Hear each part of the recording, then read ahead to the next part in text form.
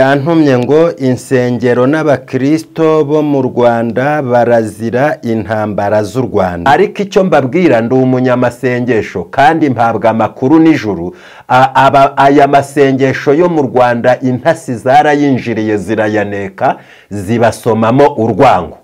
Kandi byitwa 90% ko ari abakristo ibyo ababarega babigejeje imbere y'Imana. Niyo mpamvu nyine abantu bakwiriye kumva ayo mateka bifite isano no guca ubutayu kubw'abasengera muri ka gashyamba, muri twa dushyamba.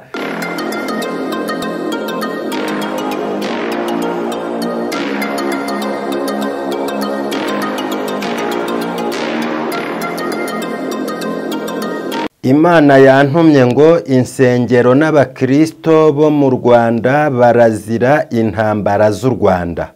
Kuva mu w'igihumbi 959 kugeza mu w'igihumbi 994 habaye jenoside biturutse ku kudakizwa urwango kwa benshi mu Banyarwanda, kandi umubare munini 90% bivugwa ko ari abakristo n'abanyamasengesho bizeye Imana nk'abemeye umusaraba wa Kristo nk'ikimenyetso gihuza ijuru n'isi n'imiryango yose yo mu isi. Insengero, abakristo n'abanyamasengesho bo mu Rwanda barazira ko abanyamasengesho benshi kubwiganze ari abicanyi bo mu mitima batigeze bamenya urukundo rw'Imana icyo ari cyo, ntibigeze bamenya agakiza k'Imana icyo ari cyo, ntibigeze banazirikana n'umutima mu mitima yabo Yesu Kristo waturutse ku Mana uburyo yazanyemo ako gakiza. Nta kwihangana, nta kubabarira, abenshi bahorana amasengesho y'inzigo no kwihorera na za munyangire za hato na hato. Nta rukundo ruri mu mitima y'abasenga, abenshi buzuwemo n'urwango. Nibyo ngibyo bitwa ko basenga Imana mu Rwanda barimo kuzira. Agakiza sagahohotera uwo wita ko ari mubi cyangwa gukoresha amanama asohoza umugambi w'ubugwanabi. Agakiza nakarinda umuzima n'uwitwa ko ari mubi kubw'urukundo kugeza igihe Imana izakiriza n'uwo nguwo. Imana idushoboze cyane. Imana itugirire neza. Rero abasenga bari muri iki gihugu Satani yarabasabye, amaze kubasaba abajyanira ibirego rero amaze kubijyana, Imana nayo yemera ko ababashaka cyangwa se Imana yemera kubahana mu maboko y'ababashaka. Ariko biturutse ko abenshi buzuwemo n'imisengere y'urwango, Imana rero yemera kubatanga kugira ngo irebe yuko bazaca bugufi bakakira urukundo rwa Kristo Yesu, noneho Imana ikabababarira ikabakura mu maboko y'ibibanyaga. Rero uwitwa umunyamasengesho wese uri mu Rwanda, Imana yantumye ngo naguranure ahari urwanga hashyira urukundo, Imana iramubabarira. Naguranure ahari ubwicanyi ahashyira ineza. Ahari kutababarira ahashyire kubabarira. Ahari mu nyangire ahashyire gukunda mwene se. Ibyo nibikunda nibishoboka, Imana yambwiye ngo nibirema bizahaguruka. Nibirema bizahaguruka, izasuka umwuka wayo yambwiye ngo ntawe uzongera kubarwanya, ntawe uzongera kubashyira, ntabwo muzongera gushyirwa mu maboko y'abadakwiriye kubashyira mu maboko, ariko kuko mwuzuwemo n'urwango, hakaba harabaye jenoside kandi byitwa 90% ko ari abakristo, ibyo ababarega babigejeje imbere y'Imana. Amen. Imana isanga koko siyo yatumye abantu kwicana. Umubare munini w'abanyarwanda warishe, ariko uwo mubare munini nanone umubare munini n'uwabitwa abizera Imana, abakiriye Kristo batumbiriye umusaraba. Ibyo birego rero byagejejwe ku Mana, Imana isanga ntiyatuma abantu kwicana. Ubwo rero yitegereje Imana isanga mu mitima y'abanyamasengesho benshi n'urwango rurimo. Yambwiye ngo nimwuzura urukundo izabagirira neza. Amen. Nimwuzura urukundo ntawe uzababuza gusenga.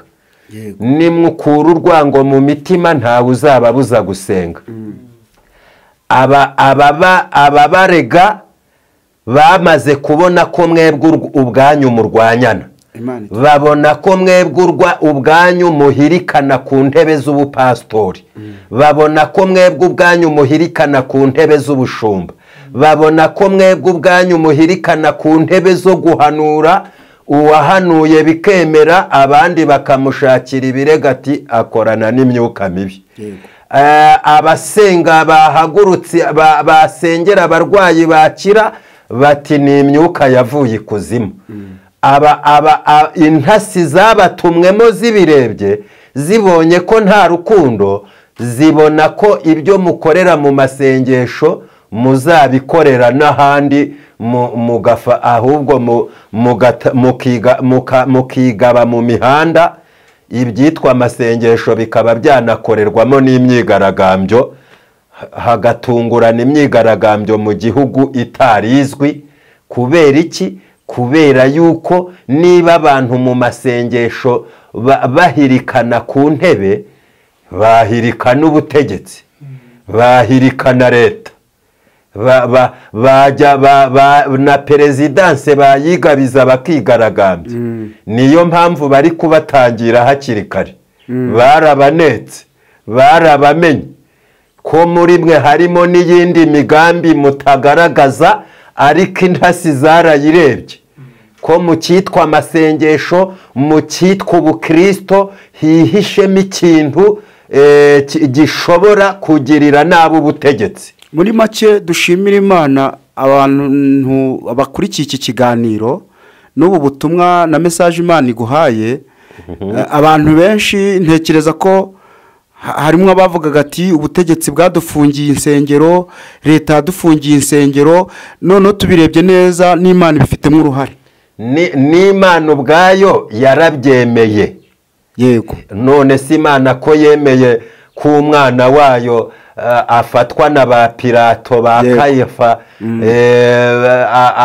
ikemera ko Yuda mugambanira ari umuziranenge. Urumva Imana ariyo itakemera ko abantu bafite imitima irimo ubwicanyi bashyirwa mu maboko y'uyikanda, kugira ngo byibura irebe ko bacisha make bagacishwa bugufi, noneho bigenda bakuzura umwuka w'urukundo. Yego. Ifite uko yadohora byose, Imana niyo ibifite. Amen. Ijambo ryigeze kubwira Yeremiya ngo bwira Abisirayeli ngo nimuguma muri iki gihugu mugakurikiza umurava mugakora neza, Yego. nzateza umwami w'i Babuloni uwo mutinya kubagirira neza. Yego. Haleluya. Amen. Bivuze ngo Imana niyo ifite abantu bose mu maboko.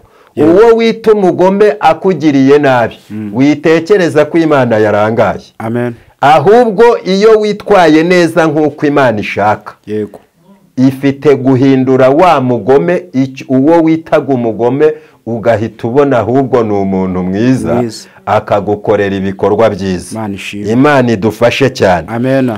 Rero urumva ngewe mu 1959 sinarindiho. Cyakora mu gihe mu 1994 nari mfite imyaka 15. Yego. Ariko izi nsengero zo mu Rwanda ziri kuzira amateka y'u Rwanda.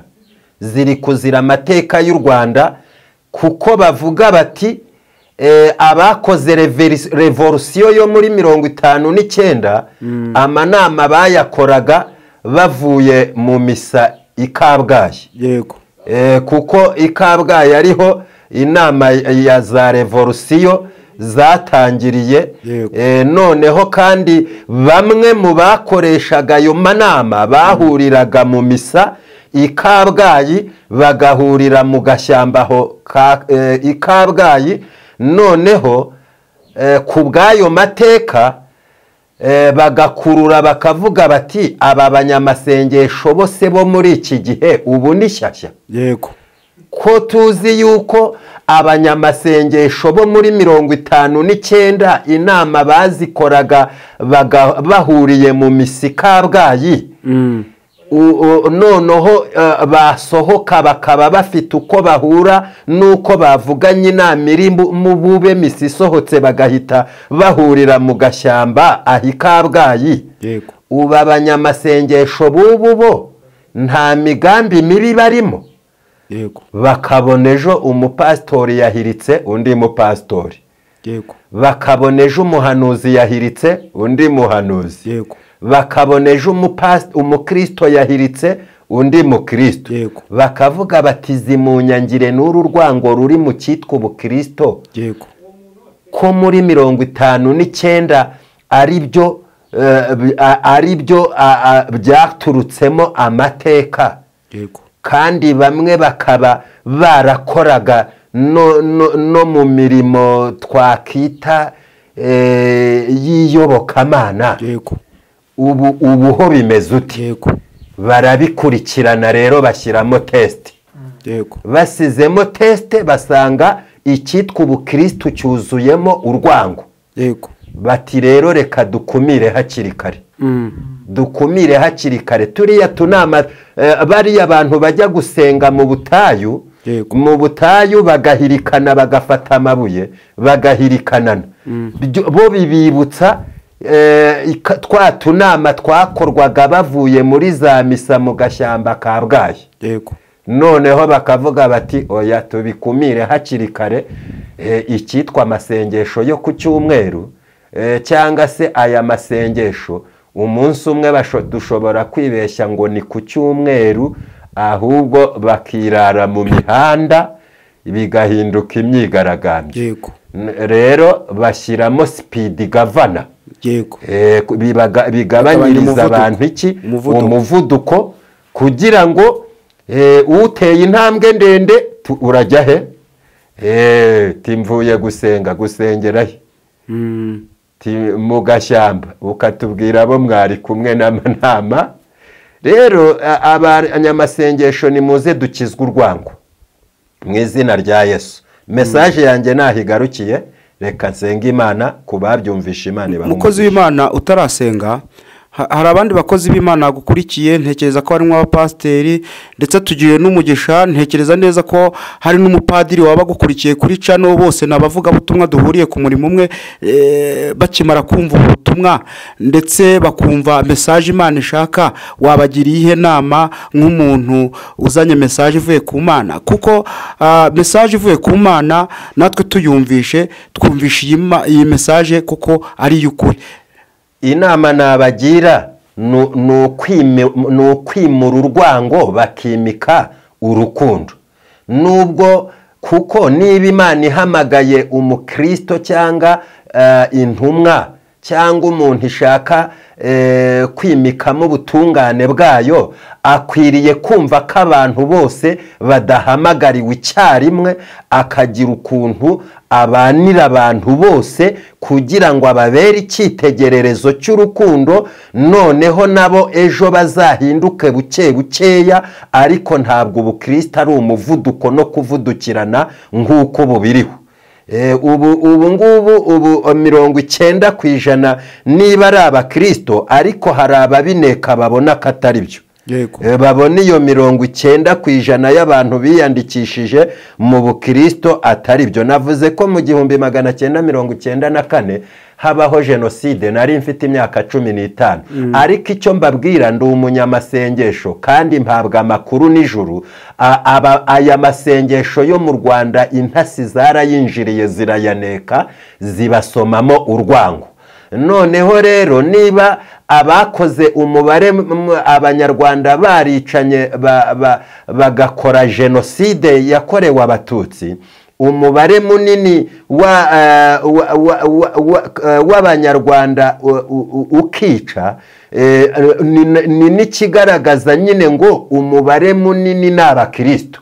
Niba umubare munini ari abakristo 90%, ba bantu bo baragenda bajanishe bavuge bati ubu bukristo ntabwo ari bwo.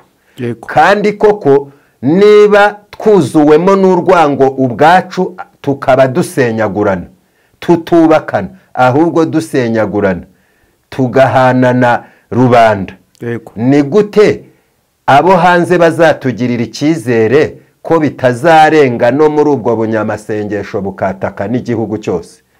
Naho byaturutse rero. Navuze ko abakoze revolution ya 59 amateka agaragaza ko bahuriraga mu misika bwayi, inama bakayikorera mu gashyamba. Ni nayo mpamvu nyine abantu bakwiriye kumva ayo mateka, bifite isano no guca ubutayu kubw'abasengera muri ka gashyamba, muri twa dushyamba. Ntago bafitiye icyizere kubera urwango babasomyemo ko hatari mu tundi tunama tuba tubera muri ayo mashyamba. Noneho rero nk'abanyabwenge, kuko iki gihugu kirimo abanyabwenge, bo bakumira ibintu hakiri kare mbere y'uko biba, bapfa kuba babinoshe cyangwa babisomye mu bantu nubwo bo bataba babyemera.